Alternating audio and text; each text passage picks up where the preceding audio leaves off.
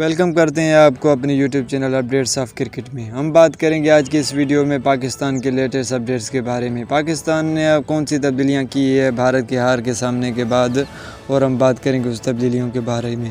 بابر اعظم نے کون سی دو بڑی تبدیلیاں کی ہیں اپنی ٹیم میں، جو زمبابوے کے خلاف 27 اکتوبر کو جو میچ کھیلا جا رہا ہے وہاں پر کون سی تبدیلی کیا جا رہا ہے۔ وہاں پر پاکستان کو جیت حاصل کرنا ضروری ہے، کیونکہ پاکستان کو سیمی فائنل میں پہنچنا ہے تو چاروں میچز جیتنا ہے۔ اگر آپ چاہتے ہیں کہ پاکستان سیمی فائنل میں پہنچے تو ہمارے چینل کو سبسکرائب کریں اور ویڈیو کو لائک کریں اور شیئر کریں، سبسکرائب کر بیل آئکن کو آن کریں۔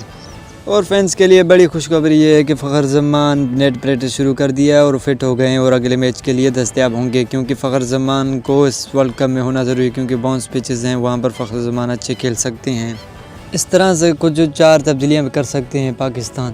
ایک تبدیلی اس وجہ سے کر رہی ہے کہ پاکستان اگلے میچ میں جو گزرل میچ انڈیا کے خلاف ہوا تھا وہاں پر 3 پیسر کھلائے تھے پاکستان کو، وہاں پر 1 پیسر کی ضرورت تھی، 4 فاسٹ بالروں کی ضرورت تھی، مگر پاکستان کے پاس 3 فاسٹ بالرز تھے، اس حساب سے پاکستان وہ میچ ہار گیا۔ اس حساب سے وہ وسیم جونیئر کو پک کر لیں گے اگلے میچ میں، کیونکہ 4 پیسرز کے ساتھ Wasim junior all rounder performance بھی دیتے ہیں، بیٹنگ بھی کرتے ہیں اور بالنگ بھی کرتے ہیں، جیسا کہ اس نے انگلینڈ کے خلاف وارم میچ میں کھیلا تھا۔